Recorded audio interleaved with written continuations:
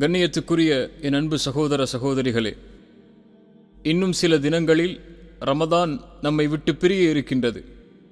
அருள்கள் நிறைந்த மாதம், நரக விடுதலையை ஒவ்வொரு இரவும் தரும் மாதம், சொர்க்கத்தின் கதவுகள் திறக்கப்பட்டு நரகத்தின் கதவுகள் அடைக்கப்பட்டிருக்கும் மாதம், பாவ மன்னிப்பை தன்னகத்தே உரித்தான மாதம், 1000 மாதங்களை விட சிறந்த ஒரு இரவை சுமந்த இந்த ரமதான் நம்மை விட்டு இன்னும் சில தினங்களில் கடக்க இருக்கின்றது. இது என்னுடைய மாதம், இதற்கு நான் விரும்பிய முறையில் கூலியை தருவேன் என்று கூறிய அல்லாஹ் அதற்குரிய கூலியை அவன் விரும்பிய முறையில் தர இன்னும் சில தினங்களே இருக்கின்றது. இந்த நேரத்தில் என்னிடத்திலும் உங்களிடத்திலும் சில கேள்விகளை கேட்க என் மனம் நாடுகிறது. இதில் உண்மை கூறுபவர்கள் யார், பொய் கூறுபவர்கள் யார் என்பதை அல்லாஹ்வே அறிந்தவன்.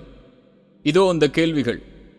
முதல் கேள்வி, ரமதான் நம்மை விட்டு பிரியும் இந்த நேரம் நம் உள்ளம் அந்த பிரிவின் கவலையால் நிரம்பியிருக்கின்றதா? இரண்டாவது கேள்வி, இந்த ரமதான் எந்த மாற்றத்தை நம்மிடம் ஏற்படுத்த அல்லாஹ்வால் கொடுக்கப்பட்டதோ அந்த மாற்றத்தை ஏற்படுத்தி விட்டுதான் இந்த ரமதான் நம்மை விட்டு பிரிந்து செல்கிறதா? அல்லது மாற்றமில்லாத ஒரு வாழ்க்கை நம்மிடத்திலே தொடர்ந்திருக்கும் நிலையில் ரமதான் நம்மை விட்டு கடந்து செல்கின்றதா? மூன்றாவது கேள்வி, அல்லாஹ்வின் தூதர் ஸல்லல்லாஹு அலைஹி வஸல்லம் கூறினார்கள், யாரை ரமதான் வந்தடைந்தும் அவர்களின் பாவங்கள் அல்லாஹ்விடத்தில் மன்னிக்கப்படாமல் ரமதான் அவர்களை விட்டு கடந்து செல்கிறதோ அவர்கள் நாசமாகட்டும் என்று அல்லாஹ்வின் தூதர் சொன்னார்கள். நம் பாவங்கள் அல்லாஹ்விடத்தில் மன்னிக்கப்பட்டு விட்டதா?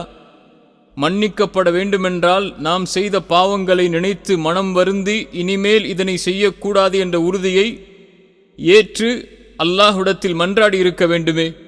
செய்து முடித்து விட்டோமா? இந்த கேள்விகள் நீங்கள் நிராசை அடைய வேண்டும் என்பதற்காக இவற்றை கேட்கவில்லை. ஒன்றை நினைவுபடுத்துவதற்காகத்தான் இந்த கேள்விகளை எனக்கும் உங்களுக்கும் முன்வைக்கின்றேன். இந்த மார்க்கத்தில் எந்த ஒரு செயலின் கூலியும் அதன் இறுதியை கொண்டுதான் தீர்ப்பளிக்கப்படுகிறது. ரசூலுல்லாஹி ஸல்லல்லாஹு அலைஹி வஸல்லம் சொன்னார்கள், ஒவ்வொரு செயலும் அதன் முடிவை கொண்டுதான் என்று. அல்லாஹ்வின் தூதர் ஸல்லல்லாஹு அலைஹி வஸல்லம் மேலும் சொன்னார்கள், உங்களில் ஒருவர் சொர்க்கவாதிகளுடைய அமல்களை செய்து கொண்டே இருப்பார். இறுதியில் சொர்க்கத்திற்கும் அவருக்கும் இடையில் ஒரு முழம்தான் இடைவெளி இருக்கும். அதற்குள் அவருடைய விதி முந்திக் கொள்ளும். அவர் நரகவாதிகளின் செயலை செய்வார், அதன் காரணமாக நரகம் புகுவார் என்று. மேலும் சொன்னார்கள், ஒரு மனிதன் நரகவாதிகளின் செயலை செய்து கொண்டே இருப்பான். இறுதியில் நரகத்திற்கும் அவருக்கும் இடையில் ஒரு முழம்தான் இடைவெளி இருக்கும். அதற்குள் அவருடைய விதி முந்திக் கொள்ளும். அதன் காரணமாக சொர்க்கவாதிகளின் அமலை செய்வார், சொர்க்கம் புகுவார் என்று அல்லாஹுடைய தூதர் ஸல்லல்லாஹு அலைஹி வஸல்லம் சொன்னார்கள். ஆதலால் கடந்த ரமதானின் நாட்கள் எப்படி நம்மை விட்டு கழிந்திருந்தாலும் அதனை அல்லாஹ்விடத்திலே ஒப்படைத்து விட்டு மீதி இருக்கும் இந்த அருள் பொருந்திய ரமதானின் நேரங்களையும் நாட்களையும் முறைப்படி கழிக்க முடிவு செய்வோம். இதன் முடிவை அழகாக்குவோம். நாம் எடுக்கும் இந்த முயற்சி ரமதானில் நாம் செய்த பாவங்களுக்கு மன்னிப்பாகவும் முழு நன்மைகளை பெற்றுத்தரும் செயலாகவும் அமையும் இன்ஷா அல்லாஹ். கண்ணியத்துக்குரிய அன்பு சகோதர சகோதரிகளே, ரமதான் முடிவதற்குள் சில அடிப்படைகளை மனதில் பதிய வைப்போம். முதல் அடிப்படை, இன்னும் ரமதான் நம்மை விட்டு கடக்கவில்லை. இன்னும் சில நாட்கள், ஏன் சில நிமிடங்கள் கூட இருக்கலாம். ஆனால் இருக்கும் நேரங்களும் நாட்களும் பொக்கிஷமானவை. இந்த மாதத்தின் ஒவ்வொரு நொடியும் மற்ற மாதங்கள் முழுவதும் தேடினாலும் பெற முடியாது. இப்பொழுது கூட இந்த மாதத்தின் நன்மைகளை அடையலாம். இந்த கடைசி இரவு கூட, ரமதானுடைய கடைசி இரவு கூட நமக்கு நரக விடுதலையை தரக்கூடிய இரவாக அமையலாம். நம்பிக்கையை இழந்து விடாதீர்கள். இறைவன் அதன் கூலியை கொடுத்து முடிப்பதற்கு முன்னால் அவனை நோக்கி திரும்பி விடுங்கள். கடலளவு பாவங்களின் சுமைகளை நீங்கள் வைத்திருந்தாலும் உங்களை அல்லாஹ் மன்னிப்பான் என்ற நம்பிக்கையில் உங்களை அவனிடத்திலே இப்பொழுதே ஒப்படைத்து விடுங்கள். அல்லாஹ்வின் மீது ஆணையாக, இந்த ரமதானை அல்லாஹ் நமக்கு கொடுத்ததே நம் மீது அருள் செய்து நம்முடைய பாவங்களை இறைவன் மன்னிக்க வேண்டும் என்பதற்காகத்தான். அல்லாஹ் இதனை நமக்கு கொடுத்ததற்கு அல்லாஹுவை நாம் புகழ்ந்து அவனிடத்திலே மன்னிப்பை பெறுவோம். அல்லாஹ் ரப்புல் ஆலமீன் கூறுகின்றான், வரம்பு மீறி பாவம் செய்த என் அடியார்களே, அல்லாஹ்வின் அருளை பற்றி ஒருபோதும் நீங்கள் நம்பிக்கை இழந்து விட வேண்டாம். நீங்கள் பாவத்திலிருந்து விலகி மனம் வருந்தி மன்னிப்பை கோரினால் உங்கள் எல்லா பாவங்களையும் அல்லாஹ் மன்னித்து விடுவான். ஏனென்றால் அவன்தான் மிக்க மன்னிப்பவன், கிருபையுடையவன். அல்லாஹ்வின் இந்த அழைப்பை கவனியுங்கள். அல்லாஹ் என் அடியார்களாகிய நோன்பாளிகளே என்று அழைக்கவில்லை. அல்லாஹ் என் அடியார்களாகிய தொழுகையாளிகளே என்று அழைக்கவில்லை. அல்லாஹ் அழைப்பது வரம்பு மீறி பாவம் செய்த என் அடியார்களே என்றுதான். நீங்கள் என்ன பாவம் செய்திருந்தாலும் அல்லாஹ்வின் அருளை பற்றி ஒருபோதும் நம்பிக்கை இழந்து விடாதீர்கள் என்று அல்லாஹ் கூறுகிறான். மேலும் அல்லாஹ் கூறுகிறான், அல்லாஹ்வின் அருளை குறித்து நிராசையடைந்து விடாதீர்கள். நிராகரிக்கும் மக்கள்தான் அவனுடைய அருளை குறித்து நிராசையடைவார்கள் என்று அல்லாஹ் கூறுகிறான். ரசூலுல்லாஹி ஸல்லல்லாஹு அலைஹி வஸல்லம் சொன்னார்கள், அல்லாஹ் ஒவ்வொரு இரவும் முதல் வானத்திற்கு இறங்குகிறான். அவன் கூறுகிறான், நான் தான் அரசன். யாரேனும் பாவ மன்னிப்பை தேடினால் அவரை நான் மன்னிக்கிறேன் என்று. ரமதான் முடிந்து விடலாம் கண்ணியத்துக்குரியவர்களே, ஆனால் அல்லாஹ்வின் அருளுக்கு முடிவில்லை. நம் உயிர் பிரியும் வரை அவனிடத்தில் பாவ மன்னிப்பின் வாசல் திறந்தே இருக்கிறது. ரசூலுல்லாஹி ஸல்லல்லாஹு அலைஹி வஸல்லம் சொன்னார்கள், வல்லமையும் மாண்புமிக்க அல்லாஹ் கூறுகிறான், என்னை குறித்து என் அடியான் எப்படி நினைக்கின்றானோ அப்படியே நான் அவனிடம் நடந்து கொள்வேன். அவன் என்னை நினைவு கூறும்போது அவனுடன் நான் இருப்பேன். அவன் தனது உள்ளத்தில் என்னை நினைவு கூர்ந்தால் நான் எனது உள்ளத்தில் அவனை நினைவு கூறுவேன். என்னை ஒரு சபையில் அவன் நினைவு கூர்ந்தால் அவன் நினைவு கூறக்கூடிய சபையை விட அழகிய சபையில் நான் அவனை நினைவு கூறுவேன். அவன் என்னை ஒரு சாணளவு நெருங்கினால் நான் முழமளவு நெருங்குவேன். அவன் முழமளவு நெருங்கினால் 2 கைகளின் நீட்டளவு நான் நெருங்குவேன். என்னை நோக்கி அவன் நடந்து வந்தால் நான் ஓடிச் செல்வேன் என்று அல்லாஹ் கூறுவதாக அல்லாஹுடைய தூதர் ஸல்லல்லாஹு அலைஹி வஸல்லம் சொன்னார்கள். மேலும் அல்லாஹ்வுடைய தூதர் ஸல்லல்லாஹு அலைஹி வஸல்லம் சொன்னார்கள், பகலில் பாவம் செய்தவர் பாவ மன்னிப்பை செய்து மீள்வதற்காக இரவில் அல்லாஹ் தன்னுடைய கரத்தை விரிக்கிறான். இரவில் பாவம் செய்தவர் பாவ மன்னிப்பை செய்து மீள்வதற்காக பகலில் இறைவன் தன்னுடைய கரத்தை விரிக்கிறான் என்று அல்லாஹுடைய தூதர் ஸல்லல்லாஹு அலைஹி வஸல்லம் சொன்னார்கள். மேலும் அல்லாஹ்வுடைய தூதர் ஸல்லல்லாஹு அலைஹி வஸல்லம் அவர்கள் சொன்னார்கள், ஒரு அடியான் பாவம் செய்து தன்னிடத்திலே திரும்பி வரும் பொழுது அல்லாஹ் எல்லையற்ற மகிழ்ச்சி அடைகிறான். எப்படி என்றால், ஒரு பொட்டல் பூமியில் தனது வாகனத்தில் ஒருவர் பயணம் செய்கிறார். திடீரென்று அவருடைய வாகனம் காணாமல் போய்விடுகிறது. அதில்தான் அவருடைய உணவும் பானமும் இருக்கின்றது. இனிமேல் அந்த வாகனம் கிடைக்கப் போவதில்லை என்று நம்பிக்கை இழந்து விடுகிறார். பிறகு ஒரு மரத்தருகே வந்து அந்த நிழலில் ஓய்வெடுக்கிறார். தனது வாகனம் கிடைக்கும் என்ற நம்பிக்கையே அவருக்கு இல்லை. இந்த நிலையில் திடீரென்று அவருடைய வாகனம் அவருக்கு முன்னால் இருக்கின்றது. உடனடியாக அதன் கடிவாளத்தை கையில் எடுத்துக்கொண்டு மகிழ்ச்சி பெருக்கோடு கூறுகிறார், யா அல்லாஹ், நீதான் என் அடிமை, நான் தான் உன் எஜமானன் என்று. அவர் அடைந்த எல்லையற்ற மகிழ்ச்சியால், உயிர் போய் கிடைத்த அந்த மகிழ்ச்சியால் அவர் வார்த்தை தடுமாறி விடுகிறது.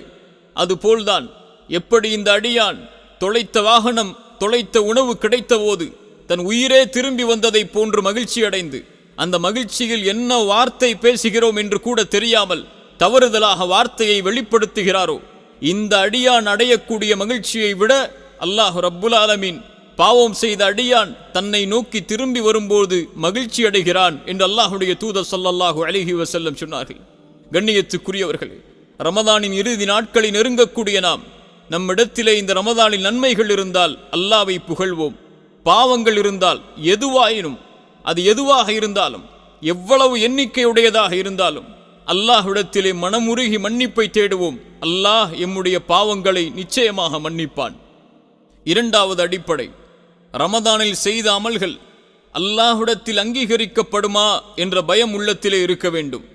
ஒரு அடியான் எந்த ஒரு செயலை செய்தாலும் அந்த செயல் அல்லாஹ்விடத்திலே அங்கீகரிக்கப்பட வேண்டும் என்ற ஆதரவும் பயமும் அவன் உள்ளத்திலே குடிகொண்டிருக்க வேண்டும். ஒரு முறை ஆயிஷா ரலியல்லாஹு அன்ஹா அவர்கள் அல்லாஹ்வின் தூதர் ஸல்லல்லாஹு அலைஹி வஸல்லம் இடத்திலே ஒரு குர்ஆனுடைய வசனம் சம்பந்தமாக கேட்கிறார்கள்.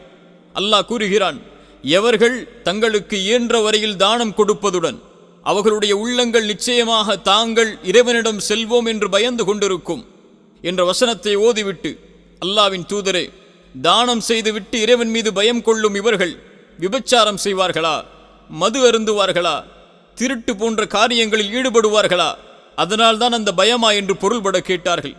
அதற்கு அல்லாஹ்வின் தூதர் ஸல்லல்லாஹு அலைஹி வஸல்லம் சொன்னார்கள், அப்படி அல்ல சித்திக்கின் மகளே, அவர் தொழுவார், நோன்பை கடைபிடிப்பார், தானம் செய்வார், அதே நேரத்தில் இந்த செயல் அல்லாஹ்விடத்தில் ஏற்றுக்கொள்ளப்பட வேண்டும் என்று பயம் கொள்வார் என்று சொன்னார்கள். அறிஞர்களில் ஒருவர் கூறுகிறார், கொஞ்சம் கவனியுங்கள், கடுகளவு நான் செய்த அமல்களை அல்லாஹ் இப்போது அங்கீகரித்தான் என்ற செயலை நான் அறிந்தால் இப்போதே நான் மரணத்திற்கு ஆதரவு வைக்கிறேன் என்று அவர் கூறுகிறார். சுப்ஹானல்லாஹ். அல்லாஹ்விடத்திலே நம்முடைய செயல்கள் அங்கீகரிக்கப்பட்டிருக்கின்றதா? நாம் வைத்த நோன்புகள், நாம் ஓதிய குர்ஆன், நாம் நின்று வணங்கிய தராவீஹ், இது போன்ற வணக்க வழிபாடுகளை நாம் செய்து முடித்து விட்டோம். அல்லாஹ் அதை அங்கீகரித்தானா? அல்லாஹ் அதை அங்கீகரிக்கவில்லை என்றால் யாரிடத்திலே சென்று கூலியை பெற முடியும்? ஒரு நம்பிக்கை கொண்டவர் இந்த பயத்தோடு ரமதானை கடந்து செல்வார். மூன்றாவது அடிப்படை, நாம் செய்த அமல்களின் கூலிகள் கொடுக்கப்படுவதற்கு முன்னால் இந்த ரமதானில் எதை நோக்கமாக கொண்டு அமல் செய்தோம் என்பதை சீர்படுத்திக் கொள்வோம். 2 மனிதர்கள் இந்த உலகத்திலே உண்டு. ஒரு வகை மனிதர்கள் நன்மைகளுக்காக மட்டும் அமல்களை செய்பவர்கள். அவர்கள் ரமதானில் தொழுதது, இரவு வணக்கத்தில் ஈடுபட்டது, குர்ஆனை ஓதியது எல்லாம் நன்மைகளுக்காக மட்டும்தான். அவர்கள் எதனை நோக்கமாக கொண்டு அமல் செய்தார்களோ அதன் கூலியை நிச்சயமாக அடைந்து கொள்வார்கள். அல்லாஹ்வின் தூதர் ஸல்லல்லாஹு அலைஹி வஸல்லம் கூறினார்கள், நிச்சயமாக ஒரு அடியான் மறுமையில் முதலில் தொழுகையை பற்றி தான் விசாரிக்கப்படுவான். அவன் தொழுகை நிறைவானதாக காணப்பட்டால் அவனது தொழுகை நிறைவானது என்று எழுதப்படும். அவனுடைய தொழுகையில் குறை இருந்தால் அல்லாஹ் மலக்குகளை நோக்கி, எனது அடியானுக்கு உபரியான வணக்கங்கள் இருக்கின்றதா என்று பாருங்கள் என்பான். அப்படி இருந்தால் கடமையான தொழுகையில் இருக்கக்கூடிய குறையை அதனை வைத்து நிறைவேற்றுங்கள் என்று சொல்லுவான். பின்னால் ஜக்காத்தை பாருங்கள், மற்ற வணக்கங்களையும் இது போன்றே கணக்கின் அடிப்படையில் நிறைவேற்றுங்கள் என்று அல்லாஹ் கூறுவான். இந்த மனிதர்கள் நன்மைகளுக்காக அமல் செய்வார்கள், அதன் நன்மையை அல்லாஹ்விடத்திலே அடைந்து கொள்வார்கள். 2வது வகை மனிதர்கள், இவர்கள் அமல் செய்வதின் பலனாக நன்மைகளை அல்லாஹ்விடம் எதிர்பார்ப்பார்கள். ஆனால் நன்மைகள் மட்டும் இவர்களின் நோக்கமல்ல. இவர்களின் நோக்கம் என்ன தெரியுமா? அல்லாஹுவே. ஆம், அவர்களுக்கு அல்லாஹ்தான் நோக்கம். அல்லாஹ்வின் பொருத்தத்தை அடைய வேண்டும் இந்த செயலின் காரணமாக, அல்லாஹ் என்னை நேசிக்க வேண்டும் இந்த செயலின் காரணமாக என்பதுதான் அவர்களுடைய வாழ்வின் நோக்கமாக இருக்கும். இவர்களை பற்றிதான் அல்லாஹ்வின் தூதர் ஸல்லல்லாஹு அலைஹி வஸல்லம் அவர்கள் சொன்னார்கள், அல்லாஹ் கூறுவதாக, யார் என் நேசனை பகைக்கிறானோ அவனோடு நான் போரை தொடுக்கிறேன். நான் என் அடியான் மீது கடமையாக்கி இருக்கும் வணக்கத்தின் மூலமாகவே என் அடியான் எனக்கு நெருக்கமாகின்றான். அதுவே எனக்கு விருப்பத்திற்குரியதாக மாறுகிறது. எனது அடியான் உபரியான வணக்கங்கள் மூலம் என்னை நெருங்கிக் கொண்டே இருக்கிறான். அதன் பயனாக, அதன் பலனாக நான் அவனை நேசிக்கிறேன். நான் அவனை நேசிக்கும் போது அவன் செவியுறுகின்ற செவியாகவும், அவன் பார்க்கின்ற பார்வையாகவும், அவன் நடக்கின்ற காலாகவும் நான் மாறிவிடுகின்றேன். அவன் என்னிடம் கேட்டால் அவனுக்கு நான் கொடுக்கின்றேன். என்னிடம் பாதுகாப்பை தேடினால் அவனுக்கு நான் பாதுகாப்பை அளிக்கின்றேன்.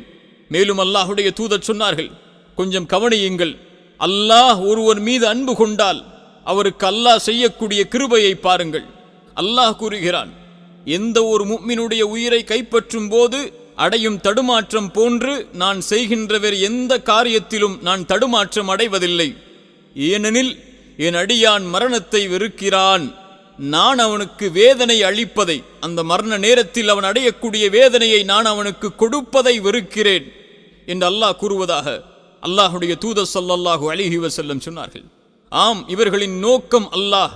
இவர்கள் ரமதானில் தொழுதது, ரமதானில் குர்ஆனை ஓதியது, ரமதானில் இரவு வணக்கத்தில் ஈடுபட்டது, ரமதானில் சதக்கா செய்தது, இவையெல்லாம் அல்லாஹுடைய இந்த அன்பிற்காகத்தான். அல்லாஹ் என்னை நேசிக்க வேண்டும், அல்லாஹ் என்னை விரும்ப வேண்டும் என்பதுதான் அவர்களின் நோக்கமாக இருக்கும். அதனை அவர்கள் அடைந்து கொள்வார்கள். நீங்கள் எதற்காக அமல் செய்தீர்கள்? நன்மைகளுக்காக மட்டுமா? அல்லாஹ்வுடைய பொருத்தத்திற்காக, அல்லாஹ்வுடைய அன்பிற்காகவா? இறுதியாக ஒரு அடிப்படையை கூறுகிறேன், மனதில் பதிய வையுங்கள், அதை செயல்படுத்துங்கள். மனிதர்கள் செய்த பாவங்களை மன்னித்து விடுங்கள். நம்மிலே எத்துணை பேர் வெறுப்போடும் பகைமையோடும் குரோத உணர்வோடும் பழி தீர்க்க வேண்டும் என்ற எண்ணத்தோடும் இந்த உலகத்திலே சக மனிதர்களோடு வாழ்ந்து கொண்டிருக்கிறோம். மனிதர்கள் செய்த பாவங்களை மன்னிக்காமல் நம்முடைய பெருமை நம்மை தடுக்கிறது. ஆனால் நாம் அல்லாஹ்விடத்திலே பாவம் செய்தால் அல்லாஹ் அந்த பாவத்தை மன்னிக்க வேண்டும் என்ற விருப்பம் நம்முடைய எல்லோர்களுடைய உள்ளத்திலும் இருக்கிறது. சக மனிதர்கள் பாவம் செய்தால் நான் ஏன் அவனை மன்னிக்க வேண்டும் என்ற பெருமை நம்மிலே பலருக்கு இருக்கிறது. அல்லாஹுடைய தூதர் ஸல்லல்லாஹு அலைஹி வஸல்லம் அதன் காரணமாகத்தான் சொன்னார்கள், நீங்கள் மன்னியுங்கள், அல்லாஹ் ரப்புல் ஆலமீன் உங்களை மன்னித்து விடுவான் என்று. மேலும் சொன்னார்கள், பூமியில் உள்ளவர்களுக்கு இரக்கம் காட்டுங்கள், வானத்தில் உள்ள அல்லாஹ் உங்கள் மீது இரக்கம் காட்டுவான். மேலும் அல்லாஹ் கேட்கிறான், நான் உங்களுடைய பாவங்களை மன்னிக்க வேண்டும் என்று நீங்கள் விரும்புகிறீர்கள், ஆனால் பிற மனிதர்கள் செய்த பாவங்களை நீங்கள் மன்னிக்க மாட்டீர்களா என்று பொருள்பட அல்லாஹ் கேட்கிறான். கண்ணியத்துக்குரியவர்களே, மனிதர்கள் மீதுள்ள வெறுப்போடும் பகைமையோடும் குரோத உணர்வோடும் இந்த உலகத்திலிருந்து நாம் எதை எடுத்துச் செல்லப் போகிறோம்? அதனால் மனிதர்கள் செய்த பாவங்களை மன்னித்து விடுங்கள். யாருக்காவது நீங்கள் பாவம் செய்திருந்தால், யாருடைய உள்ளத்தையாவது காயப்படுத்தி இருந்தால், அவர்களிடத்திலே மன்னிப்பை தேடுங்கள். அவர்கள் உங்களை மன்னித்தால்தான் அல்லாஹ் ரப்புல் ஆலமீன் நாளை மறுமையில் மன்னிப்பான். மனிதர்களிடத்தில் இரக்க குணத்தோடு நடந்து கொள்ளுங்கள். இந்த அடிப்படைகளோடு இந்த ரமதானை நாம் கழித்தால், ரமதான் நம்மை விட்டு கடந்தால், அல்லாஹ் ரப்புல் ஆலமீன் இந்த ரமதானை ஏற்றுக்கொள்ளப்பட்ட ரமதானாக அல்லாஹ் ஆக்குவான். இறுதியாக சில வார்த்தைகளை கூறி இந்த அறிவுரையை உங்களுக்கும் எனக்கும் சமர்ப்பிக்கின்றேன். பெருநாள் என்பது ரமதான் மாதத்தை கடந்து புதிய ஆடைகளை அணிந்து கொண்டாடுவது மட்டுமல்ல. ஒரு இறை நம்பிக்கை கொண்டவருக்கு பெருநாள் என்பது அல்லாஹ்வின் மன்னிப்பை பெறும் நாளே. இதை உணர்ந்து பின்வரும் அரபிய வார்த்தைகளை கொஞ்சம் ஒரு முறை அல்லாஹ்விடத்தில் கூறி பாருங்கள். என் இறைவா, பாவங்களை விட்டு விலகிய புதிய நிலையில் உன்னிடம் திரும்பி வருகின்றேன். உன்னிடம் நான் எவ்வாறு திரும்பி வர வேண்டுமென்று என் இறைவனாகிய நீ விரும்புகின்றாயோ அவ்வாறே. மேலும் என் பாவ மன்னிப்பை நீ ஏற்றுக்கொள்வாய் என்றும், அதன் காரணமாக சொர்க்கத்தையும் உன்னை சந்திக்கும் வாய்ப்பையும் எனக்கு தருவாய் என்றும் நான் ஆதரவு கொள்கின்றேன். என் இறைவா, உனக்கு நான் பாவம் செய்கிறேன், நீயோ எனக்கு தவணை அளிக்கின்றாய். நான் அந்த பாவங்களில் பிடிவாதமாக இருந்த போதிலும் நீயோ அதை மறைக்கின்றாய்.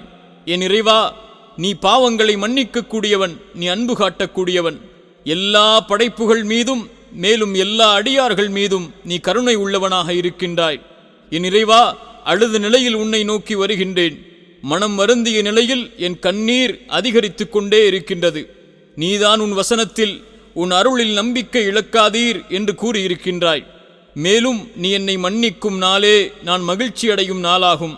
என் இறைவா, என் கடந்த கால எல்லா பாவங்களையும் விட்டு விலகி விடுகின்றேன். உன் பொருத்தத்தை மேலும் உன் சொர்க்கத்தை நாடி உன்னை நோக்கி வந்து விடுகின்றேன். உன்னை நேசிக்கின்றேன் என் இறைவா, இதுதான் எனது ஆதரவே. அல்லாஹ்விடத்திலே இந்த வார்த்தைகளை கூறி மன்னிப்பை தேடுங்கள். அல்லாஹ் ரப்புல் ஆலமீன் நம்முடைய எல்லா பாவங்களையும் மன்னிப்பானாக. அல்லாஹுடைய தூதர் ஸல்லல்லாஹு அலைஹி வஸல்லம் பின்வரும் பிரார்த்தனைகளை கூறி அல்லாஹ்விடத்திலே பாவ மன்னிப்பை தேடுமாறு எமக்கு ஏவினார்கள்.